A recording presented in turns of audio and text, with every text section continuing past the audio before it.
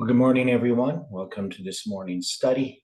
We're going to continue our study of Daniel chapter 11, verses 4 to 6. See if we can place these on a line, see if this makes any sense at all. And so we need to pray and ask for God's blessing.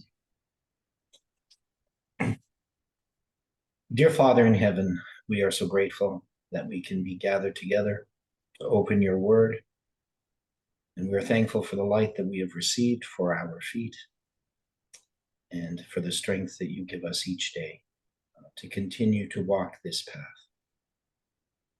I pray for each person who is studying and searching these things out, that they can receive this light, that it can show us our sins, our need of you, our dependence upon you, and that you can be glorified in all things. Be with us now as we open your word together, is our prayer in Jesus' name. Amen. Well, good morning again, everyone. And so as we started to move past Daniel 11, verse 2, and to look at Alexander's kingdom,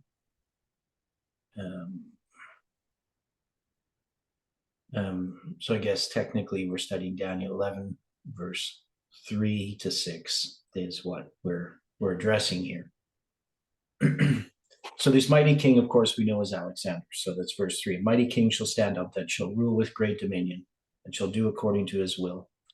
And he becomes a type. This according to his will, this idea is first shown in Daniel chapter 8 regarding Persia, right? So if we go to Daniel chapter 8, in verse 4, right, this ram that's pushing westward, northward, southward, he did according to his will and became great. So this idea, doing according to his will, we attach to the law of the Medes and the Persians.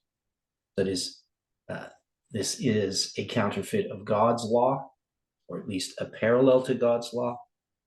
Obviously, we see it in the American Constitution, so it's not necessarily always a bad thing, but it does become perverted. And so in Daniel chapter 11, we see the same characteristic. He does according to his will. And we also see this in verse was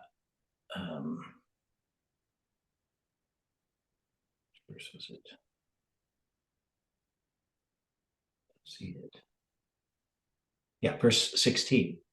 He does according to his own will, right? Now this, of course, here is referring to Rome, right? So we're going to see it with Medo-Persia, we're going to see it with Greece, then we see it with Rome, and then we see it with papal Rome in verse 36. The king shall do according to his will, right? So we see this thread moving through these different kingdoms, but by the time it gets to the papacy, this has to do with making laws that are contrary to God's law. And so we can see that this character exists in Greece, and it's one of the ways that we can understand this role of Alexander as we start to look at these different waymarks. Let's put it this way. As we look at these different waymarks, as we parallel these histories, we're going to see a number of different things. We're going to see floods, which are symbols of the Sunday law. We're going to see lots of symbols. They keep getting repeated, right? Their arm, they're becoming great, right? So all of these types of things. And what we're saying is that Daniel chapter 11 is repeating the same history over and over again. So this is something we've well understood for a long time. But how to place that together?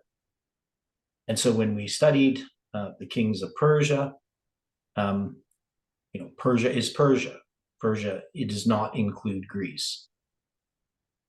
So one of the things that Colin presented on December 25th, 2021 was that Alexander ends up typifying Trump, which doesn't make sense because we would now have a new line.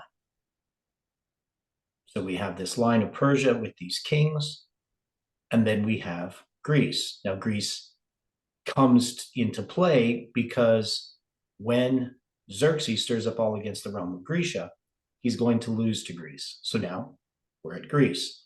And we're going to first look at Alexander's kingdom and how it's divided and ask if that can be drawn on a line itself. And then we're going to, move to that division of the kingdom and see how it develops. How do we draw that on a line? How do we, and more specifically, because we know Daniel chapter 11 from a historical point of view, how do we apply these histories in connection with our history, our time? So Angela has, I don't know what Dio Volante, God willing, and Shala according to Allah's will. So you're saying that, so Angela just makes a note according to his will or his own will. So there's there must be a Catholic thing, Dio Volante, God willing, and Shala, which is a Muslim expression according to Allah's will.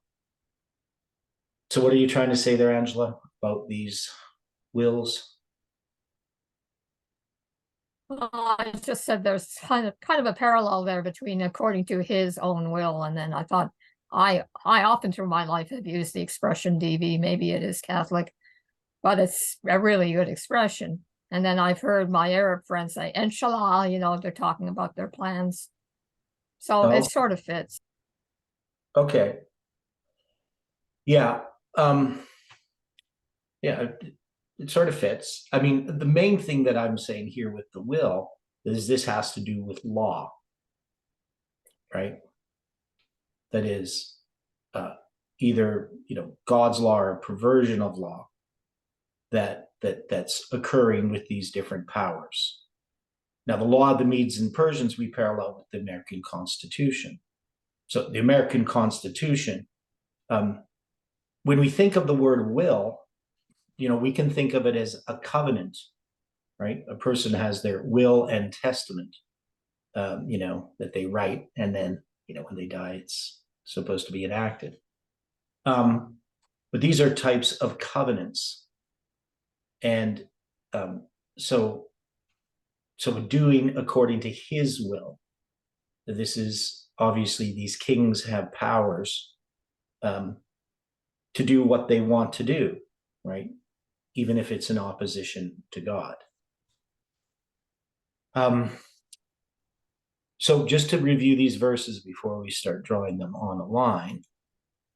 So we have Alexander, and we're saying that he's paralleling the papacy during the 1260 years.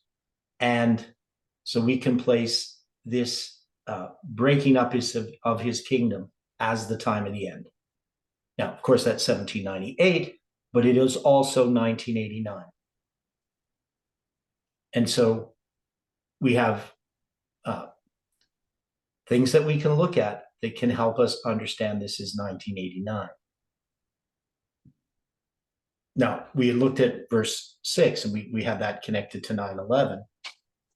But why do we place this at 1989?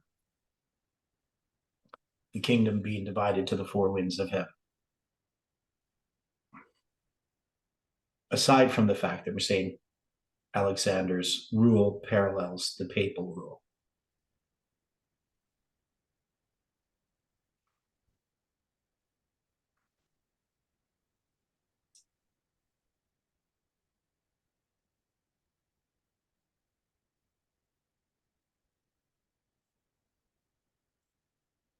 I can see the parallel between the fourth verse and the breakup of the Soviet Union.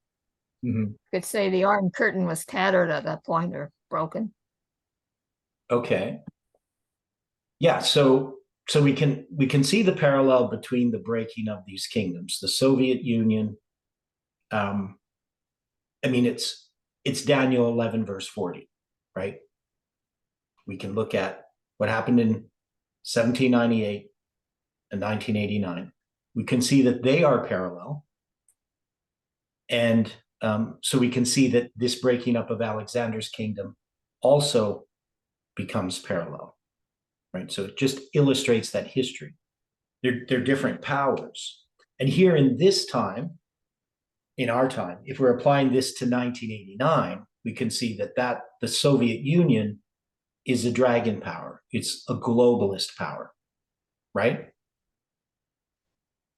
And one of the things that Jeff addressed um,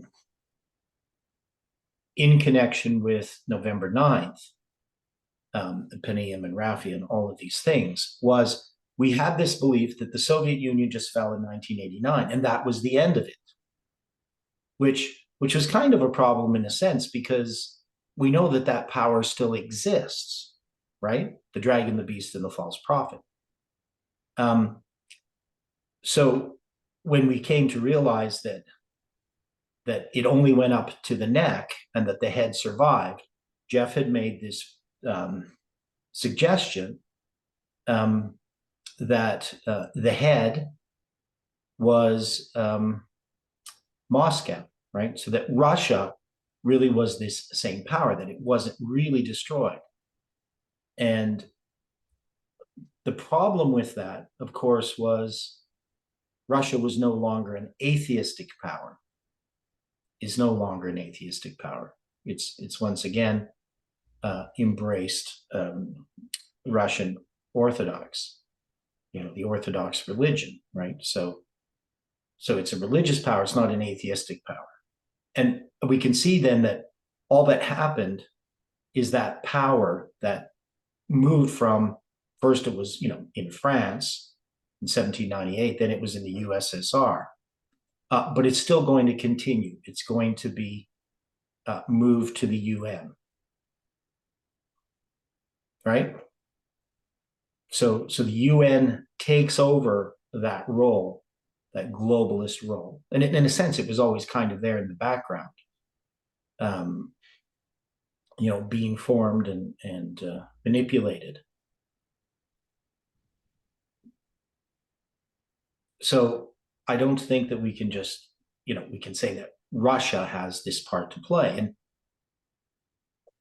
And it's definitely not the dragon power anymore. But it was, right? The Soviet Union was. So now we're looking at the UN.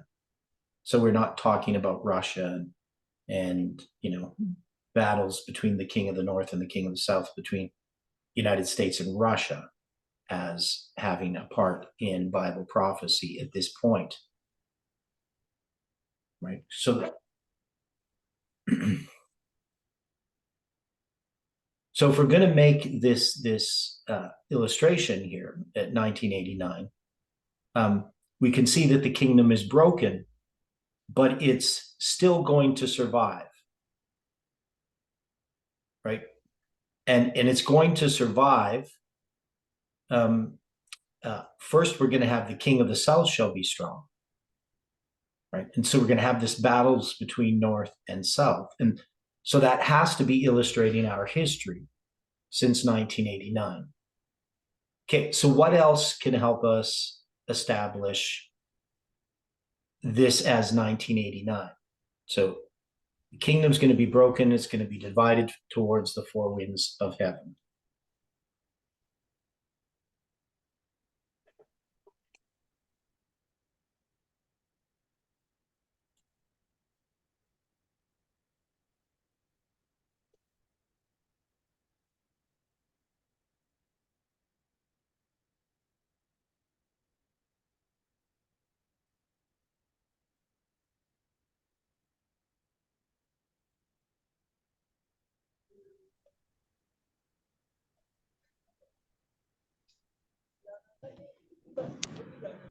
Okay, anybody? How are we going to establish this?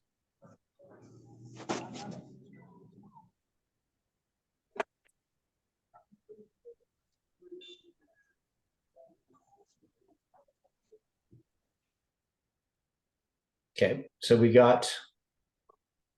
have the time of the end, right? So we're going to say this is the time of the end. Is there anything else in this verse that can help us see this, or these, or even in these verses, but specifically in this verse? This verse meaning which? Verse 4. His kingdom shall be broken and shall be divided towards the four winds of heaven. Okay.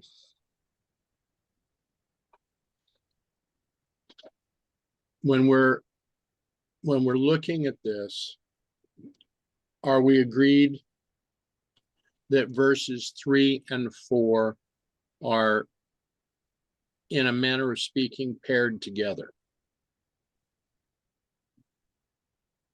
Well, yes, they're paired together. So we have the fall of, we have the history of Alexander, which we're going to parallel to the events that are going to happen before 1989. So it's going to lead us to 1989.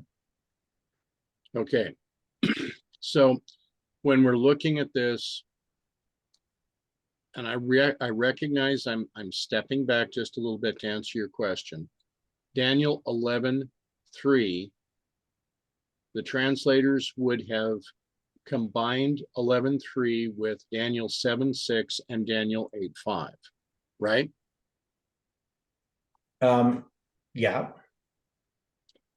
So we have a firm identification that 11:3 begins where this mighty king that's being described gives us a good identification for Alexander. Yeah. Now, when we look at this third descriptive, because we have a mighty king standing up, descriptive 1, yeah, rule with great dominion 2, yeah, and do according to his will is 3. mm-hmm.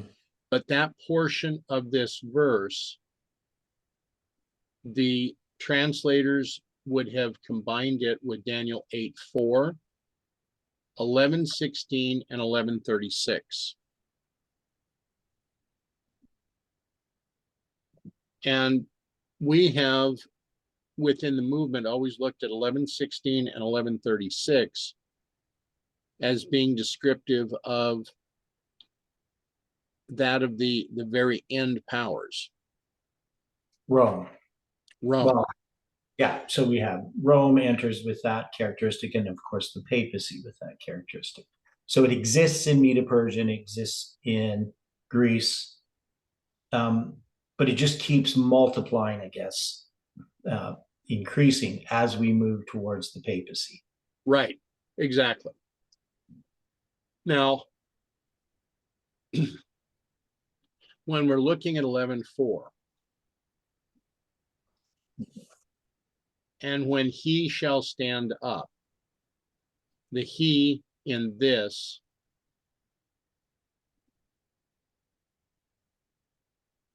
is giving us a description first of Alexander.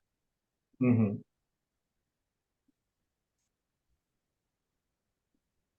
Now, when it says that the kingdom shall be broken and shall be divided toward the four winds of heaven, we're talking about a kingdom that is all over the world dispersed. Would that be a fair statement? Yeah, so it's going in the directions of the compass. So it's towards the four winds of heaven. That's going to be the world. And we know that the four winds, they're talked about as winds of destruction as well, right?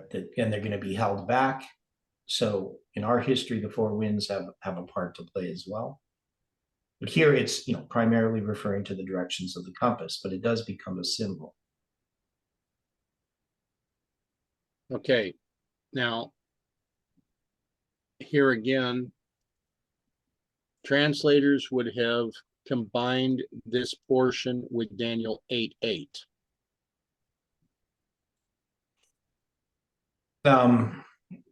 Yeah, so they're going to be going to just dealing with Greece, right? So the Great Horn. So this is going to end that's going to be Alexander's kingdom. And then the four notable ones for the four winds of heaven. So there's going to be lots of different people vying for control of Alexander's kingdom, but it's going to use four notable ones. And that notable ones is this word look, of striking appearance. So these are the ones that are going to be the ones that we note, right? And so we have east, west, north, and south, these kingdoms. But obviously the ones that are going to be discussed in Daniel chapter 11 are just the king of the north and the king of the south. They're not going to say anything about the east and the west. Okay, but what we have here, symbolically using Daniel 8:8 and the verbiage that is in Daniel 8:8 and 11:4. Yeah. Is this not a doubling? Well, because of 8:8. I'm saying the 8:8 and the verbiage of the two verses. Okay, where's the doubling in the verbiage? Okay, if I read Daniel 8:8, therefore the he-goat waxed very great, Mm-hmm. and he was strong. The great horn was broken, and for it came up four notable ones toward the four winds of heaven. And then in 11:4, and when he shall stand up, his kingdom shall be broken, and shall be divided toward the four winds of heaven, and not to his posterity, nor according to the dominion which he ruled. For his kingdom shall be plucked up, even for those beside those. Okay, so you're saying the verses say the same thing. So that's a double. I'm asking if that's a doubling, yeah. Okay, well, I don't know if we pair two verses together that say the same thing. I don't know. We're pairing two verses together, so they're doubled. But so there's no doubling within the verse itself, just that we have two verses that are telling the same story in different language. This one in 8:8, and more in symbolic language than in 11:4. Well, 8:8 is the first occurrence. Yeah. And then there's further information that's being revealed in 11:4. Mm-hmm. Yeah, so it's a repeat because this is telling the same story in a different way than it is in chapter 8. Because obviously what we see here in chapter 11 at the beginning is paralleled in chapter 8, because this is the transition of these two kingdoms. They're looking at it from a different perspective. And one is Daniel 11 is more literal than it is in chapter 8. Right. Seeing east representing these kingdoms, we're just directly talking about these kings, the kings of Persia, and then this mighty king Alexander, right? And what happens to his kingdom. So Now, are we dealing yet in this portion with a description of the king of the north?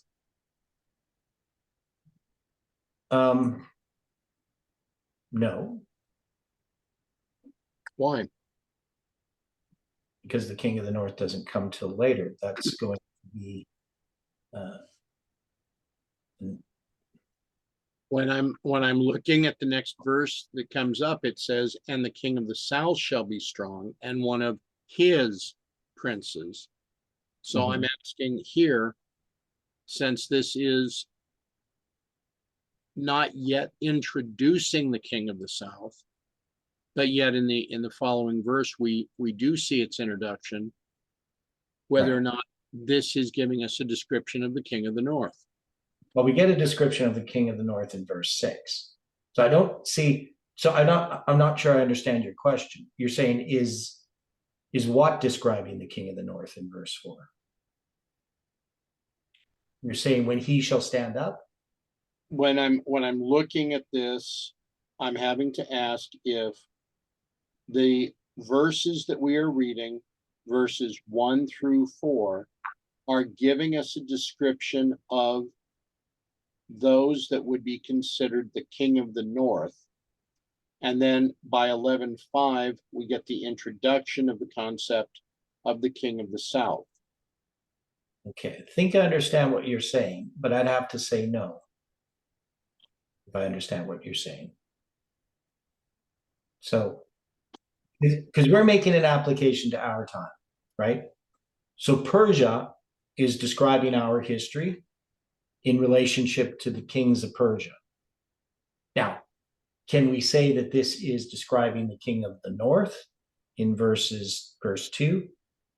Right? If we go back verse 1 to verse 2, yes. Now, we could also say that verse 3 is introducing the eighth, the papacy again, right? You understand what I'm saying? Like if we wanted to connect verse 3 to verses 1 and 2, we would have Revelation 17 describing the period of time from Reagan all the way to the eighth, which is the beast that was and is not, that shall ascend out of the bottomless pit. And we can parallel Alexander to the papacy rising after the kings, the 7 kings, right?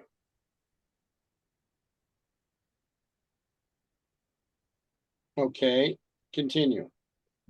So now we also can parallel this mighty king that stands up. We can parallel him to the globalists as well, because in our history, we have this issue where Xerxes is defeated by Greece.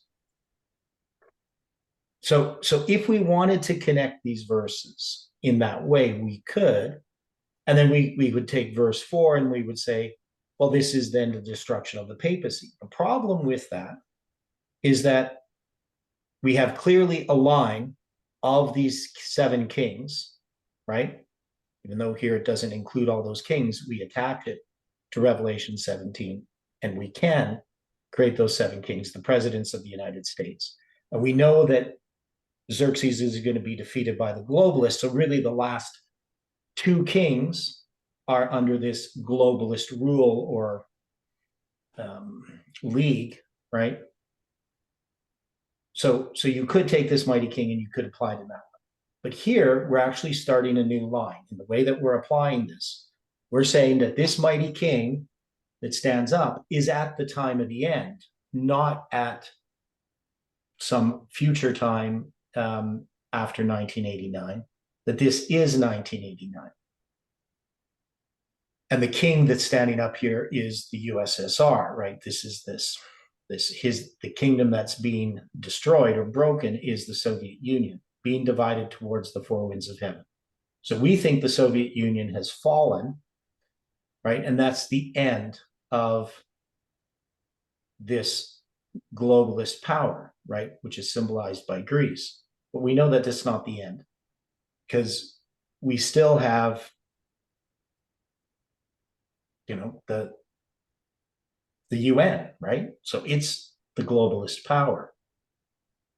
And so if we're going to apply this, we have to recognize then what happens with the king of the south. And we established that that the king of the south is established after the fall of the Soviet Union. That is, the UN gains new powers with the fall of the Soviet Union, right?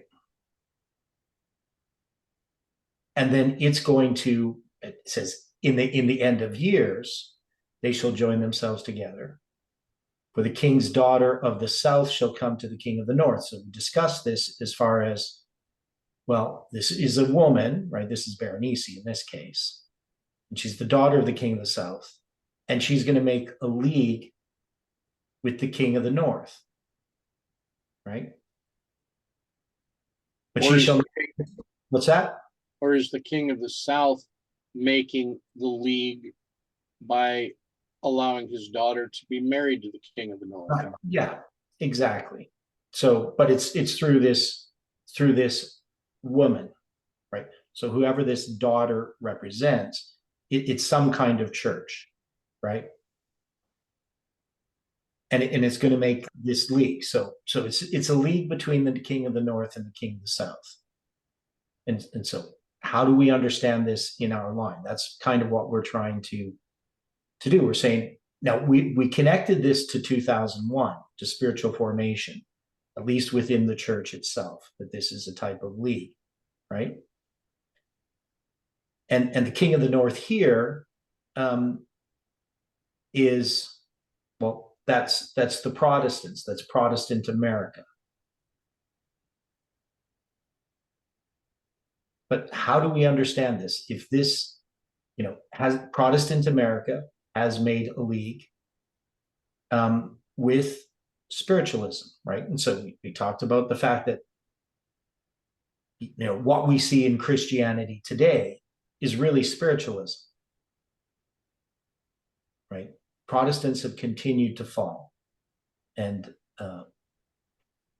Protestants don't know anything about the papacy. But more than that, their whole religious practice is purely spiritualistic. It's not according to God's word. So how we're understanding this, we still haven't really sorted out all the details. But we can say verse 4 is 1989 and verse 6 is 2001. That's what we've suggested, that is how we're going to look at this.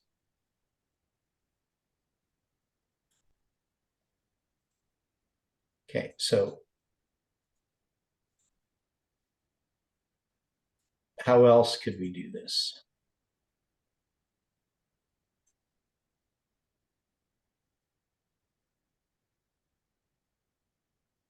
How else can we establish what we're trying to establish?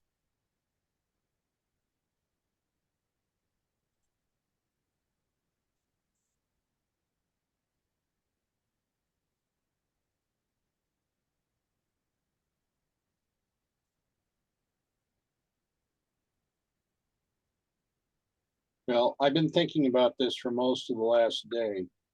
Okay. There's just still quite a few questions. I mean, I was presenting what I was seeing in Okay. 11:4. You and I don't agree on that at this point. Mhm. But you have a valid premise. So I want to see some more as to how this is going to play out. Yeah, because I think I understand what you're trying to say here, but I think we have to separate these sections. Well, the main reason I was looking at this with 11:4 as beginning with the king of the north is that when we're tying in with it some of the other verses that come later, it leads us, it segues easily into what the papacy would be doing at the very end, because we know that the rule of the papacy is going to be universally broken at the end. We know that it is coming up differently from the other beasts, because it's not like the great beast that we've used as a descriptor of the United States, where it comes up out of the earth, out of the land, because all of the others come up out of the sea. So Yeah, and maybe I'm just kind of myopic here, but when I look at this, what I see is just we're repeating the same history of Daniel 11, verse 40 to 45. That's our history. And so this is going to bring us to, each time it's going to go through that history. It's going to start at 1989. So when we were studying Judges, we really started 2001 to 2023. Though sometimes the lines brought us back to 1989 because there's a parallel between November 9th, 1989 and November 9th, 2019. So it's going to bring us up into our history as well. So when we're looking at times of our history, we can also see the parallels with 1989. But here, I think Daniel 11 is repeating, re-repeating in its history all that happens in verse 40 to 45. That is, verse 40 to 45 is a repeat of all of this history. And so we can go back and look at this history and get more details for our time. And so we did that with the kings of Persia, right? So I think we've established that the detail that we've gotten from what Colin directed us to, that I think we've solved what that is, and that it's pointing us now to look further in Daniel to see this. And we, without what we did in Judges, if we hadn't done that in Judges, I don't think we could look at Daniel 11 and understand it. So, God directed us after December 25th, 2021, to do the study of understanding the lines, right? We're going to begin that on December 26th, 2021. We're going to start looking at understanding the lines. So if we hadn't done that, we can't do what we're doing now. And so I'm trying to bring what we did with Judges into this. So that's why I guess I'm stuck on this model. I hope that makes sense, that I'm using Judges as like a template for us studying Daniel chapter 11, which is a bit different approach than what we had done before.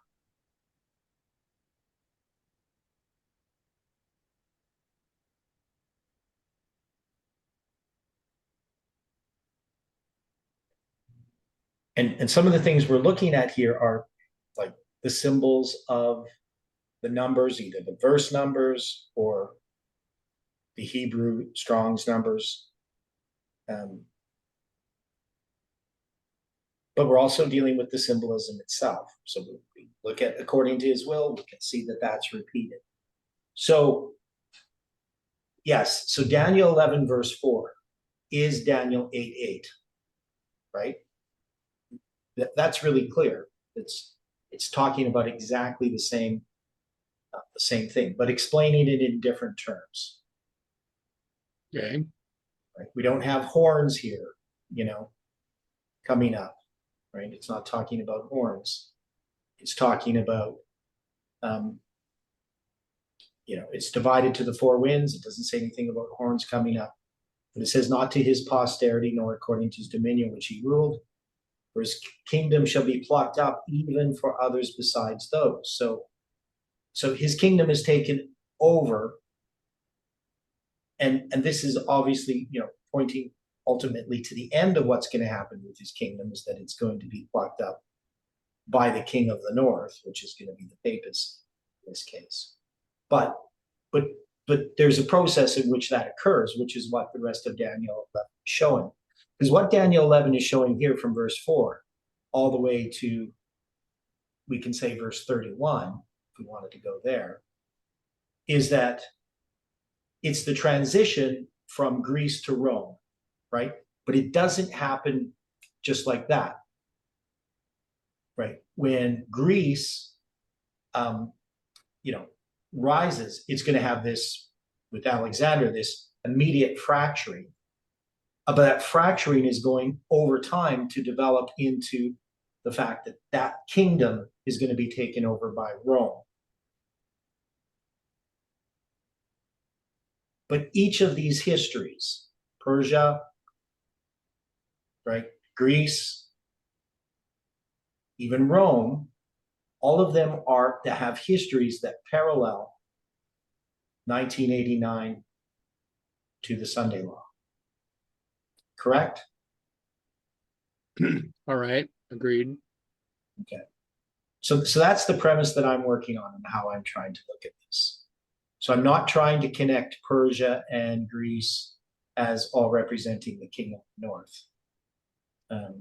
But I understand, I think, what you're trying to say. But I want to break this into sections more specifically. Okay. Okay.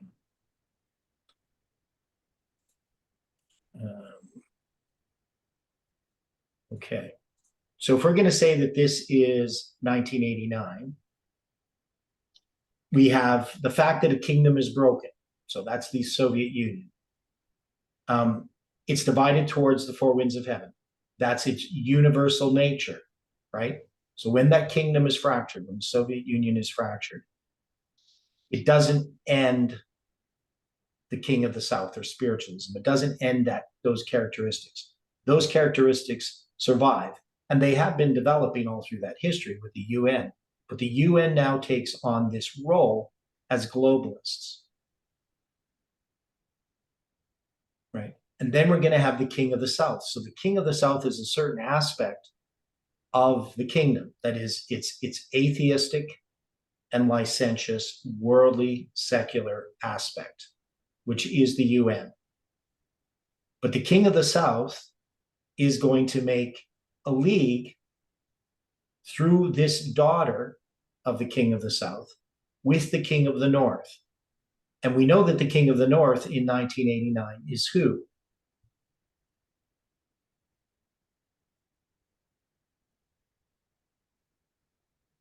In 89, it'd be Rome. Well, no, the king of the North, as far as when we're looking at, yes. So in a sense, Rome, but in Daniel 11, verse 40, the king of the North uses the United States, right? And King of the North uses United States as its army, yes. Right. And so in that sense, Jeff has taught that the king of the North is the United States. The king of the South was the Soviet Union, because those are going to be the military powers that are going to be operating. But yes, the United States has a league with Rome, but it's going to be acting in this defeat of the Soviet Union. So it becomes the king of the North in that sense, right? So we're not going to be looking at the papacy as a power as the king of the North in 1989 or in 2001, right? So we need to establish that the king of the North is the US.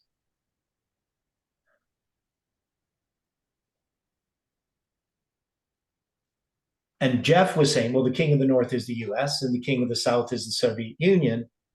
And after that, it's going to be Russia. But the thing is, Russia doesn't retain the characteristics of being the king of the South.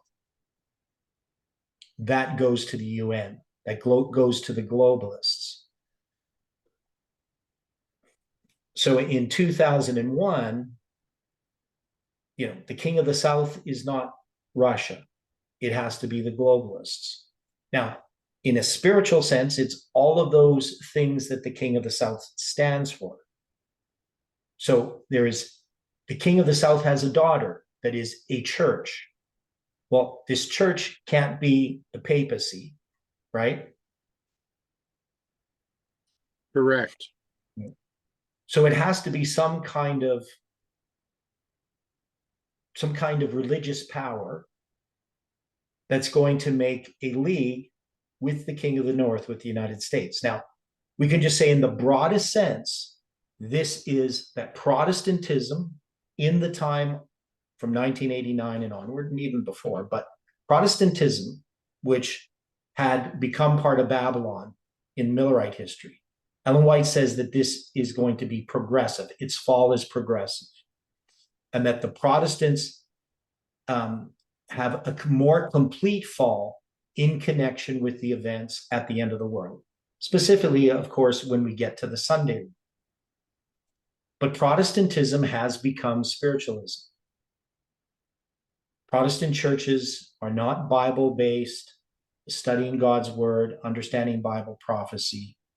There are all kinds of spiritualistic ideas and concepts, philosophies that really are embraced by the Protestant world.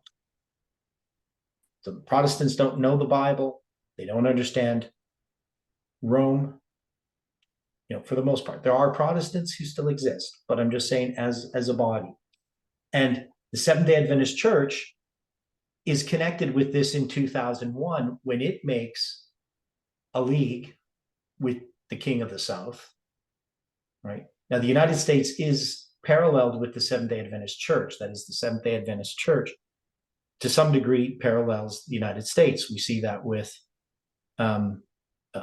understanding the external and the internal, because we have Judah, right?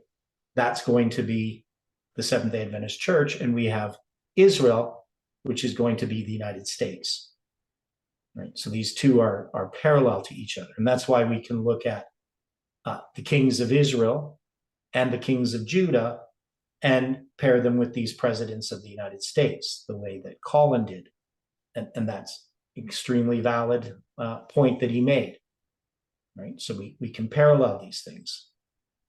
But that brings us to our time, right? Trying to say that that's always going to continue past where we've paralleled it doesn't make sense. But anyway, that's sort of a whole other aside. But at this point, we have to say that this league that's being made is happening in 2001. And it's characterized for us by September 11th, 2001. So that's where we would symbolically place it. And then we had here the end of years. So in Daniel 11, verse 6, I know we're jumping ahead, we'll get back to verse 4. But when we looked at those Hebrew numbers, 7093 and 8141, what did we find? You remember from yesterday. So we connected them to September 11th, and what did they show us?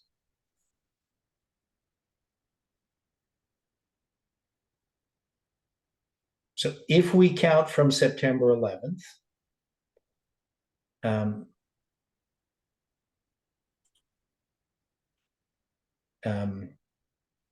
7,093 days, we come to Stephen Jameson's 52nd birthday, right? So that's going to be February 11th, 2021. So that's 18,993 days from his birthday.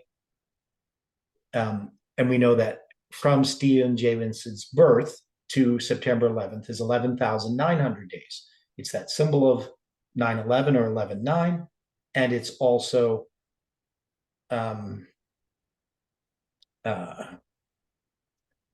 the number between the Islamic calendar, 32 years and 7 months, where the Islamic calendar comes in line again with the solar year.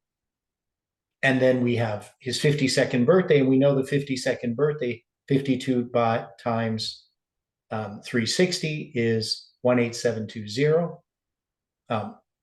So if you have 52 prophetic years, it's going to be 273 days less than 52 solar years, right?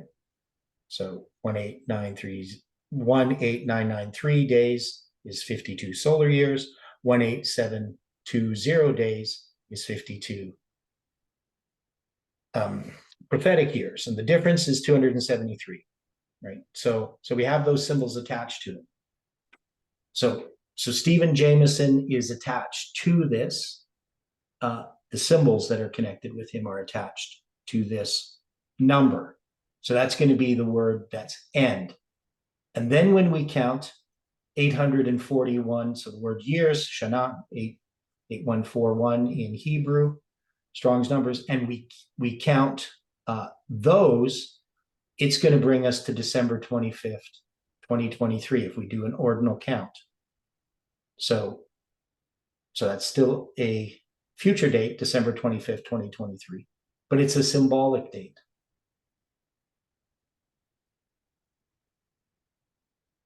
Right? So we know we've already had two December 25ths in just in the last 2 years. They're both significant in relationship to understanding what we're understanding.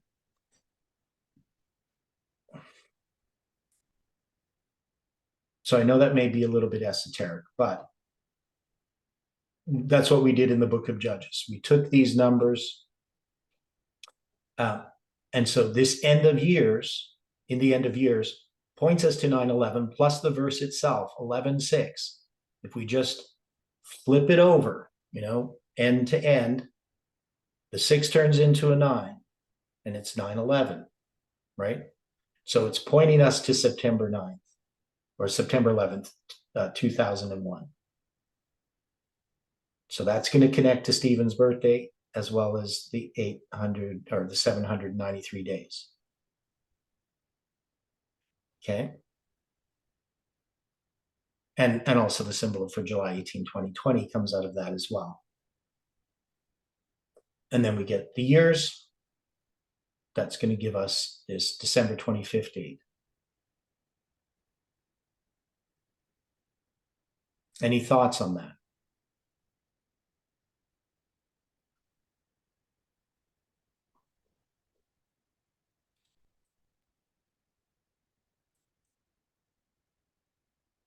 It's intriguing the number of links that you have there with Stephen's birthday. Yeah. Yeah. And the thing is, we've already, before we even looked at this, we had suggested that it's going to do this, that these verses are going to give us our history. So to me, it seems that we kind of have to accept what's happening here.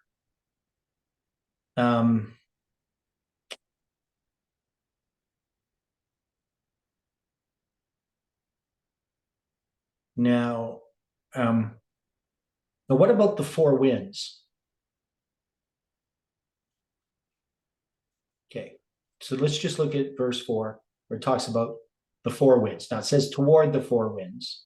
Now, which is kind of weird, because we have a verb here, sort of. And then it has 4 winds. Now notice there's no Hebrew number for the word towards. So obviously in Hebrew, it shall be divided. Now they could have maybe put this in italics because there's no Hebrew word for it. And when you look at 4 winds, it's just going to be 4 winds. It's just going to be Arba Ruach, right? So just 4 winds. And so when we look at this here, you're going to see it's obviously not as simple as that.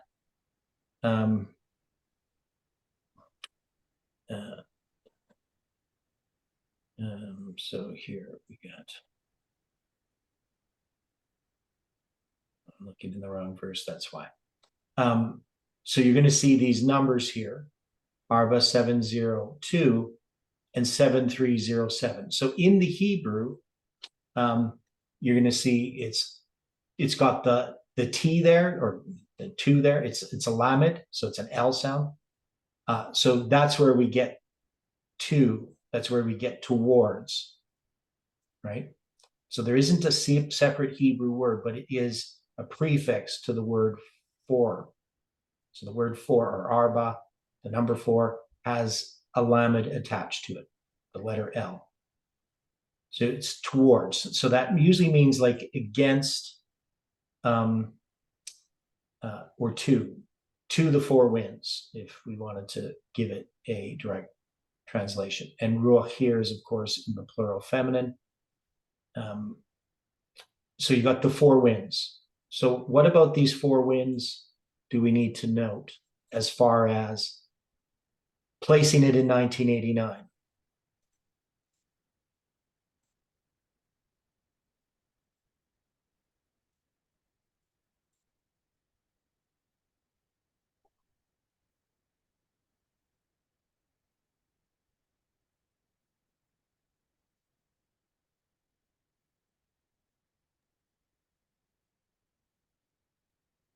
What does this do?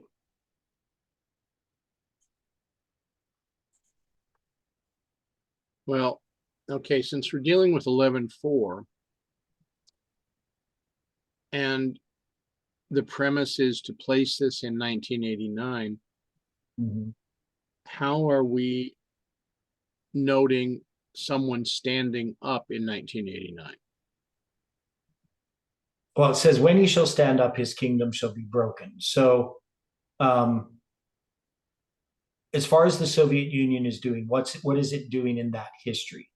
Don't have to have it exactly in the year 1989, but in connection with that history preceding 1989. What's the Soviet Union doing?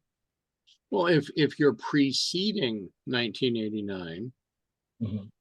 they'd been involved in the war in Afghanistan at that point for about 10 years. Yeah, yeah. So you have the war in Afghanistan, and that's going to be largely the whole, I guess, catalyst, whatever you want to say, for what's going to happen in the 80s with Reagan and the Pope John Paul II, right? All right.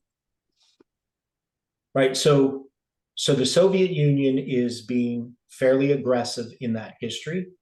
Now, why are they fighting in Afghanistan? What, I mean, they're just fighting for poppies.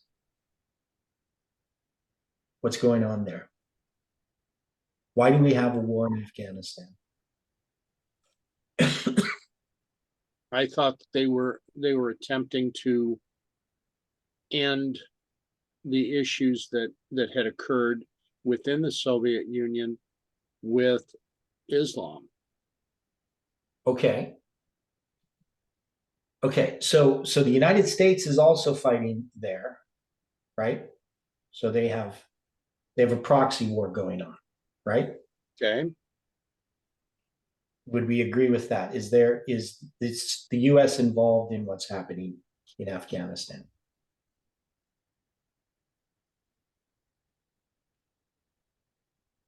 Well, if I know it's, it's a very complicated history. yes, it is. So I'm trying to simplify it in a few sentences.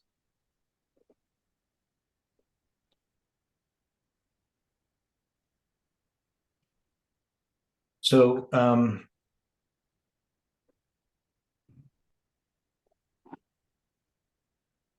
so technically, this war, it says here, it's going to be really from 79 to 89, December 24th, 1979 to February 15th, 1989 is how they have the Afghan-Soviet war, according to Wikipedia. So, How many days is that?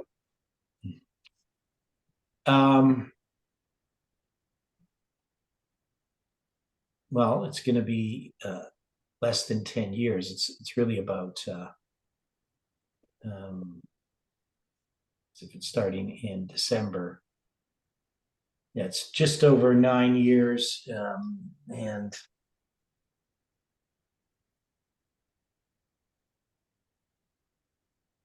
so about 7-8 weeks. I guess I can figure this out here. So if we go,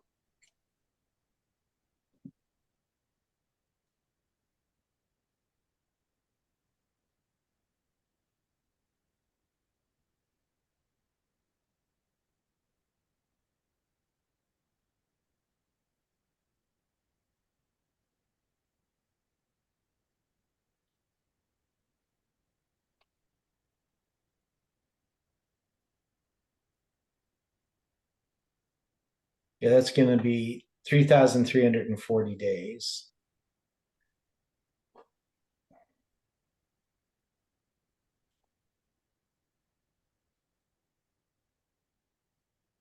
Okay.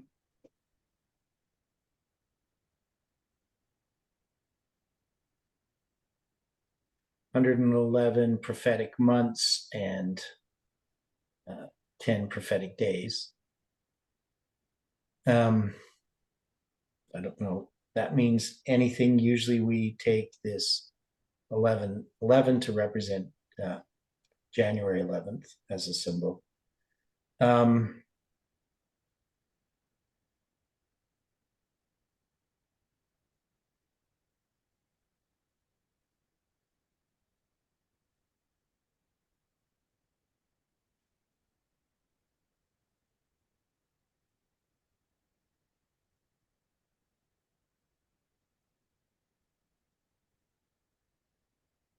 Okay, so I'm just looking at here.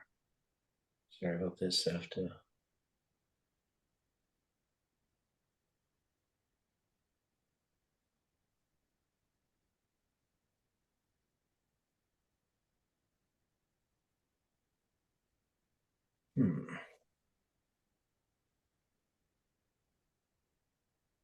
It's kind of interesting. So just dealing with the four winds. So if you look at the number of days, I don't know. So these number of days, the number of days is 3607 from, I'm just going from the beginning of that war to the Berlin Wall falling. So you're going to have from the time, okay, let's look at it this way. So from the time of the start of the Afghan Soviet war to the end of it is 3,340 days. And then it's going to be 267 days to the fall of the Berlin Wall. So the 267, what would that symbol be? I know it's a little bit, it's not as clear maybe as it could be. 267 days.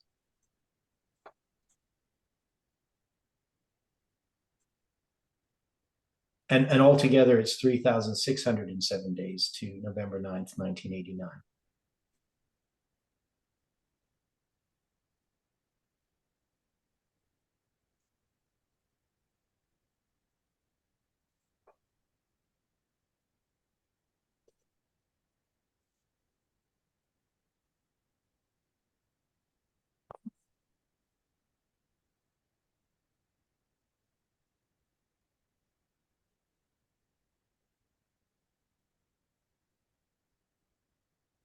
Okay, so the application that you're placing with this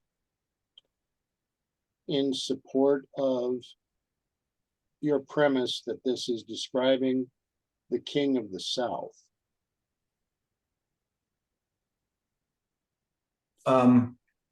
Is that the Soviet Union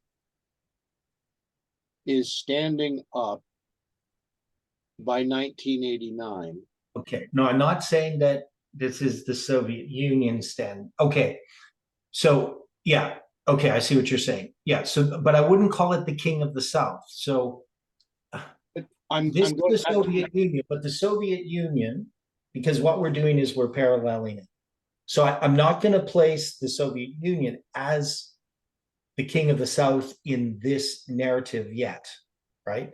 I'm saying there's a parallel between the fall of the Soviet Union, between the Pope being taken captive in February 15th, note that date, 1798, and also what happens with the breaking up of Alexander's kingdom. Okay. So Alexander's kingdom is the globalists. So we would just say the globalists, because if we put it in as the king of the South, that becomes confusing, because the king of the South as a symbol is not going to be introduced till verse 5. Okay, but I'm already getting confused because I mean the premise that I asked about to begin with was that 11:4 was describing the king of the North, not the king of the South. And you said that you disagreed that this was supporting that it was the king of the South. Yes. So no, that's not what it said. It's not what I said. What I said is it doesn't describe the king of the North. It doesn't describe the king of the North or the king of the South. Verse 5 is going to introduce the king of the South. So what I'm saying is we can't be using the terminology king of the North, king of the South with the fall of the Soviet Union, right? Now, I know it's confusing, but let's just look at it again. So we're saying that 1989 parallels 1798. So if we're doing that and we're looking at that broad picture, well, yes, we're taking Daniel 11 verse 40, and we have this battle between the king of the North and the king of the South there, right? I'm listening. Yep, so we have 1798, 1989. But if we're looking at this verse 4, and we're talking about the Soviet Union, if we start talking about this being the king of the South, even though that's true in that other context, right? Right, when we bring it to 1989, at this point, we're not, it's going to confuse us if we still then talk about the king of the South in verse 5, because this is the characteristic that's going to be carried on. So I could say yes and no. Maybe that's the best way to say it. But I don't want to confuse it by saying that this is the king of the South here. In this history, Alexander is not the king of the South. He's the king of Greece. And the Soviet Union, yes, it is the king of the South. So maybe what you're saying is right. But it's definitely not the king of the North, because the king of the North is the US, right? Combined with the papacy. They are a unit together in 1989. Okay. So, but the question is, how do we place this at 1989? So we have a number of things, and one of them just slipped my mind. What was I doing? Oh, it's the February 15th date. Right. So we had in connection with, So, Brother Theodore, you saying the King of South is not Russia? no, well, not now, right? But the thing is, we're mixing up two different stories. So let's try to keep the story straight. So we have here the fall of Alexander's kingdom. Obviously, Alexander isn't the king of the South in his history. He has all of Greece, but he does represent the globalists, which do represent the king of the South in our history, right? But let's just deal with this Afghan war. So the Afghan war is going to begin, I guess technically it's on December 24th, right? Is that what they said? It's what you read from Wikipedia. Yeah, so it's going to start on December 24th, 1979, so one day before December 25th, and it's going to go to February 15th, 1989. It's also interesting, it's 9 years, 1 month, and 3 weeks. You got 391 plus 1 day. So if we count like the whole first day, it's December 25th, right? But never mind, we can see that it depends how you count it too, right? But 9 years, 1 month, 3 weeks, 1 day. Okay, so I'm not sure how okay, I see what they're doing. Anyway, but we have this February 15th date. Now, this February 15th date is 267 days before November 9th, 1989. So obviously we know the fall of the Soviet Union is connected with what happens with the war in Afghanistan, right? It's all connected. There's a complicated history of how that war occurred. And it's a proxy war between the United States and the Soviet Union, right? It says that on Wikipedia. That's what we've understood. So the United States is fighting in that war against the Soviet Union, but they're not in full war against the Soviet Union. They do it as a proxy war.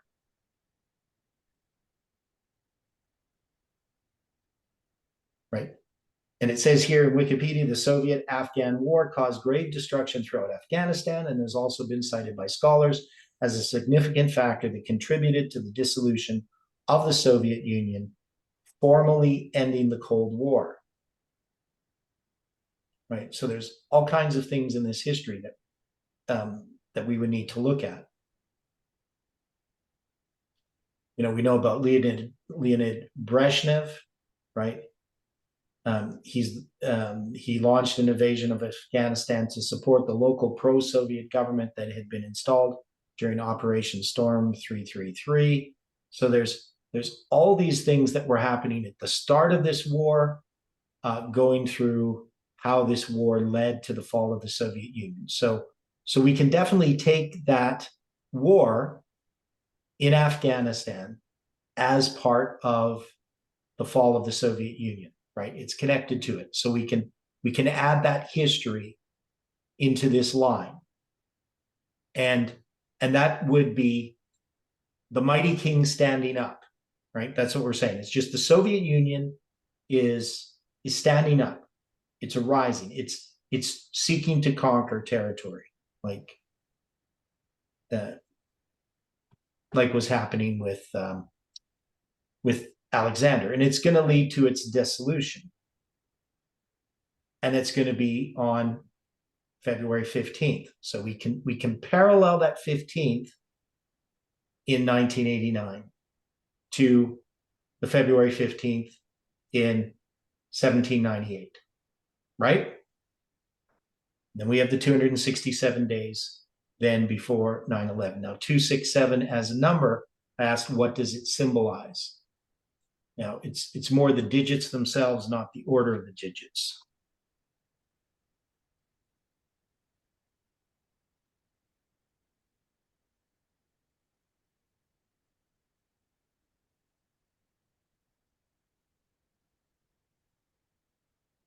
Because we have 276. What's 276? We have 627. So we have these different order of these digits. 627, that's going to be the end of the 350 years. That's where we're going to count the 40 years in Ezekiel's prophecy.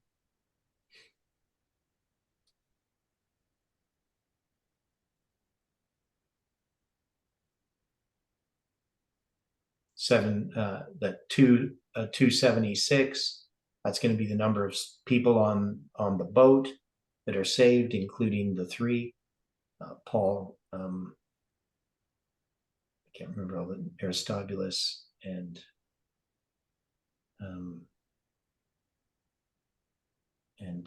who's the other guy with Paul? Luke and Luke. Aristarchus. Yeah, Luke, right. Okay, right. So we know that that's part of this prophecy as well. So obviously we have that number there. But I think the most significant thing there is the February 15th date, that we can attach that to this structure. And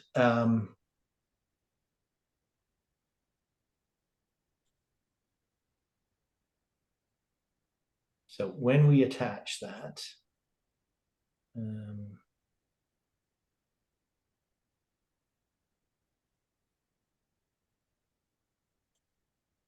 so just looking here, I know I'm doing a bunch of things. I wanted to start drawing this on the line, but I guess we still have to study this further.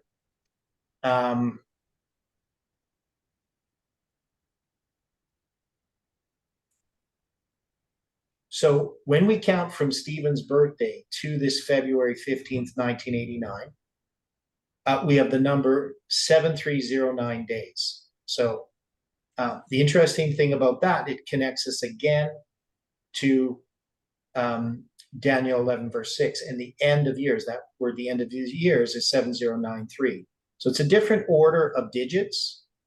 Instead of 7093 like it is here in Daniel 11, verse 6, the number of days is 7309. So the 3 is going to be moved over, take the second place in those digits and the 09 to the end. But I think that's significant as well, because we've already connected Stephen's birth to these lines, right? Okay, so it just gives us more symbolism connecting not just Stephen to 9/11, but also to 1989, right? So that ties this together as well. I know there's even when the kingdom shall be divided, it's 2673. So we have that 267. We just have that 3 at the end. And there was some other things that I was doing as well. Let me see here.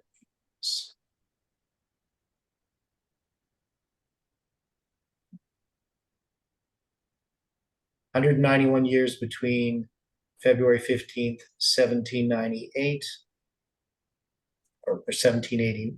What am I doing? Yeah, between February 1798 to February 15th, 1989. So 191 years between these two dates, 1989 or 1998 and 1989, 191 years. Is that significant? Dwight? When I'm seeing 191 years, I'm also thinking of 911. Right, and you already did. Oh my, Yeah, and you did the study on the 191 because that year BC is what year? Was it 191 BC? I'd have to look back, but I recall it, yes. Yeah, and that was the center of the 343 years, if I remember correctly. Yeah, it was a significant number in the 2,300 days, as Stephen had pointed out. In the 70 weeks, you mean? Yes, Yeah, so in the 70 weeks. So again, we have this symbolism attached to these February 15th. So we have to take them as significant, and it would help establish that this verse is addressing that, right? That this is addressing the fall of the Soviet Union, verse 4. Now, just getting back to the idea that this is the king of the South. So it is the king of the South in our lines, right?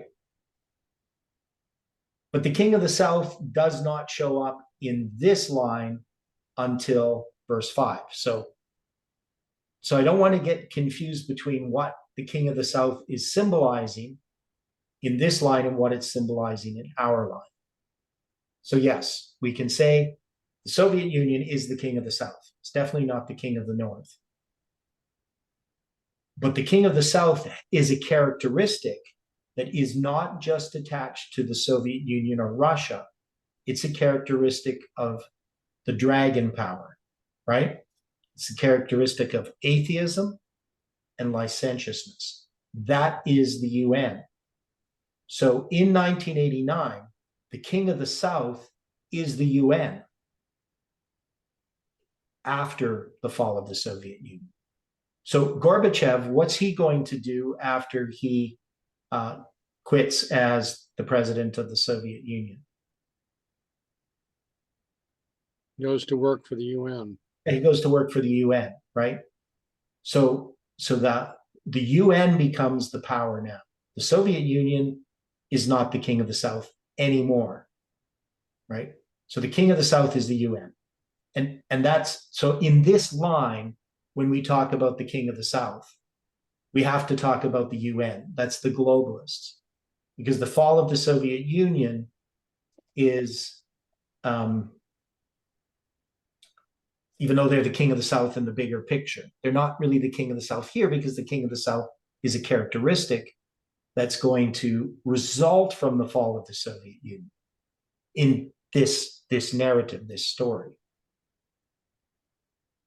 So the United Nations is going to be strong, right?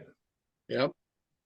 And that's what's being established. Now, the United Nations, of course, as an institution, is not really the king of the South either, because this is globalism. This is a principle that's being spread abroad, and it's going to, and it says one of his princes, and maybe one of his princes does specifically refer to the UN, right? But maybe it's something else, and we haven't decided that because we haven't discussed verse 5 really in much detail. And he shall be strong above him and have dominion, and his dominion shall be a great dominion. So I would kind of think that this is some aspect of this global power, globalism. But the idea of the king of the South, this is broader than the prince, one of his princes. And it says, at the end of the years, they shall join themselves together, for the king's daughter of the south shall come to the king of the north. So the king of the north being the United States, and this king of the south, we know that in 2001, there's a change that happens with the United States and its relationship to the globalists. Now, this continues to expand, right? When we look at what happened in 2020, that is a result of what happened in 2001.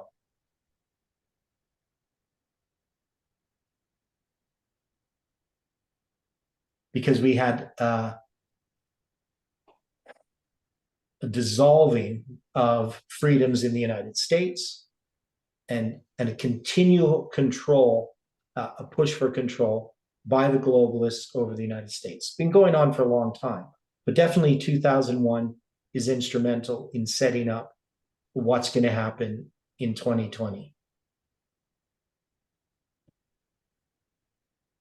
And then what we see happening, with the end of Trump on January 6, 2021, and the takeover of the United States by the globalists.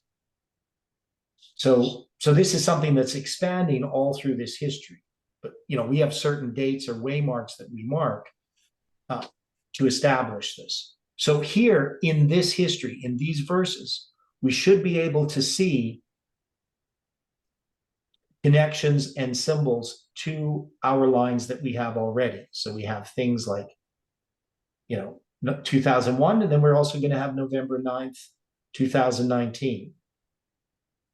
We're going to have, July 18, 2020. We're going to have December 25th, 2021. All of those symbols should be in here. It should be illustrating that history. So verses from verse 3, I guess, technically, to verse 6 should be illustrating that whole history from December 24th, 1979, all the way up to our time in some ways. And the symbols that we have here, of course, are the usual symbols of what these things can symbolize, what a daughter symbolizes, what the king of the north, king of the south symbolize, but also the Hebrew numbers. And there may be other things that we haven't considered. Right? So we probably still have a bit of work to do on this. But I do think next week we can start drawing this on a line and try to show this, try to show these spans of time and these different numbers. And even like the word divided. So what's the word divided mean?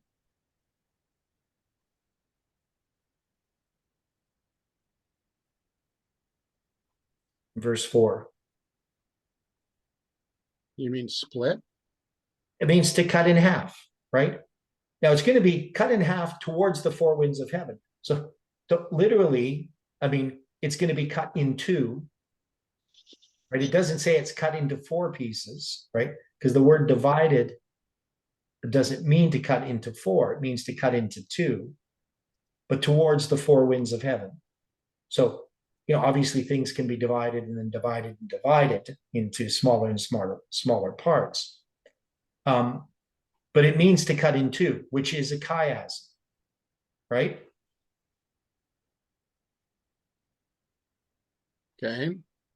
Okay. So his kingdom is going to be broken as well. Well, shabar, it means to break down, it means to burst literally or figuratively. So this is sort of not just like shattered in the sense of something that's broken into pieces, but actually something that just totally bursts, breaks. It can be broken into pieces as well, but crush, destroy, hurt, quench, quite, tear, right? So it has these, what happens when his kingdom is broken? It's destroyed, but it's going to be divided or cut in half towards the four winds of heaven. Now we also think of divided as a mathematical term, right? Correct. So, so if we cut something in half, so it's going to be broken, which is 7665. And now if we cut that in half, we have a period of 10 years and 180 days. So 10 and a half years. Now, is that significant? Can we use that, the brokenness, and divide it in half? And then we have towards the four winds of heaven. And four winds, if we add these together, we get the number 8009. 8009 is 21 years. It's almost 23 years. Or 22 years, pardon me. Okay, somebody had a comment?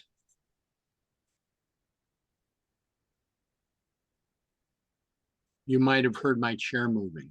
Oh, okay. So we got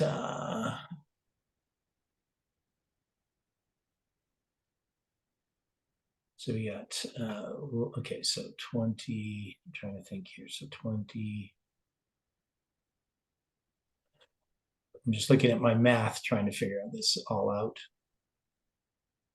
Well, that's why I'm looking at the wrong part. So in reviewing my math here, we have 10 years,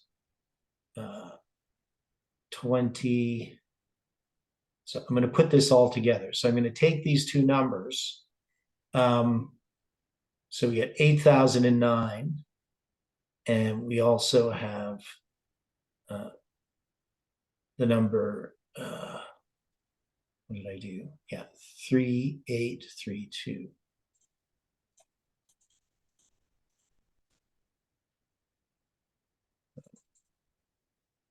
I know I'm doing some math here. And I don't even know if this is going to work out or not. So if I add those two numbers together, I get a number 11,842, just rounding up the half of a day. Now that's going to be 58 days less than 11,900. So this is going to be 32 years and 5 months, basically. So I don't know if that's significant. We're kind of running out of time, but I think that there's something here that we need to look at in this kingdom being broken, divided, and added to the four winds of heaven. So I'm looking at this as a mathematical equation. That broken, this kingdom that's broken, is divided. So I divide that by 2, and instead of toward, the four winds, right? And so that's how I'm going to address that. Okay? Make sense? So we're going to look at that on Sunday. But I think it's a mathematical formula. Maybe that's just me seeing things that aren't there. But it's going to give us some information regarding this period of time. Now, and just to sort of finish that off, so I can kind of finish this off, I think, because we have this number, which we said was 11,842. And if I count from, I'm just going to count from here. So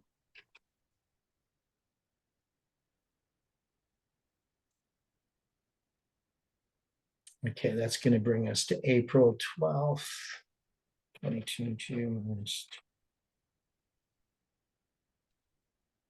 Okay, so it's interesting. So if we count from February 15th, 1989, so yeah, follow me here. So if we count from February 15th, 1989, and we count to July 18th, okay? So I'm going to count 11,000, and I'm going to do it this way. I'm going to just do the half day, so I'm not going to round it up.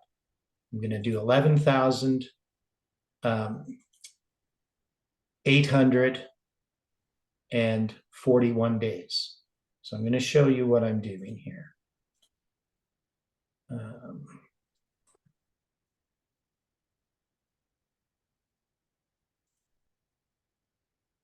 So you can see it. Okay, so.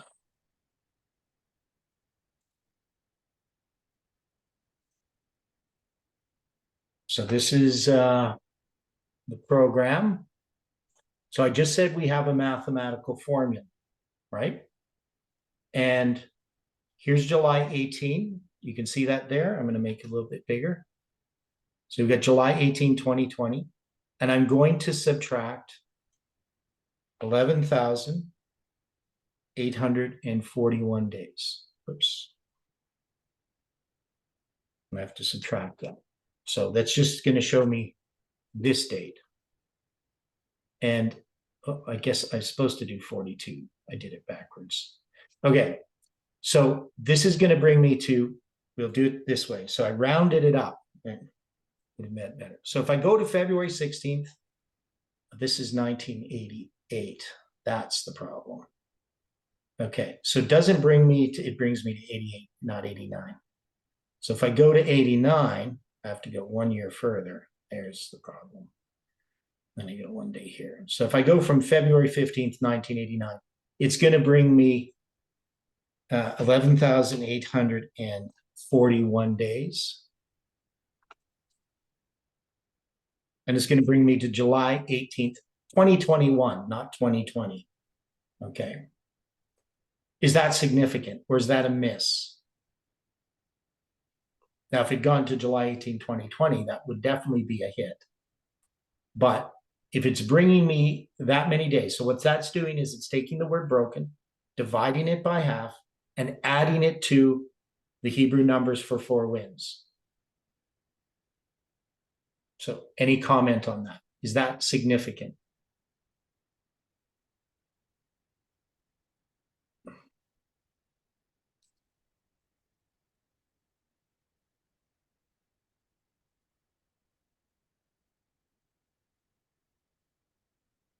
I'd have to consider that. That is interesting, though.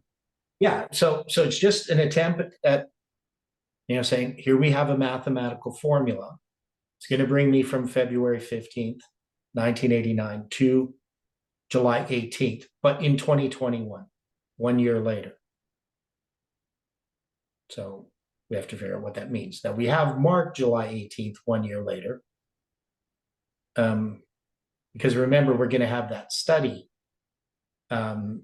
well, technically, I think it's on July 18th. We have that study you do a study and then I do a study the following day on July 18th, showing you the 161 days or something like that. I can't remember how it worked. So it's going to connect to that study anyway, that week or that day, which is significant. So we're going to have to look at that. So maybe there's some way in which this all connects, but that's where we are for today. So let's close with prayer. Dear Father in heaven, we are thankful for the study that we have had this morning. We know that we are trying to understand these passages, and our understanding is limited. I thank you for the participation of each person. We know, Lord, that we are struggling to place this in the way that we are suggesting. We know that there's something there, we just can't see it. And we pray that you can help us in our personal study to remove the barriers in our thinking, in our lives, that hinder us from understanding your word clearly. So I pray for each person studying these things, that you can guide and direct them, that you can bring us together again according to thy will. In Jesus' name we pray. Amen. Thank you, Brother Theodore.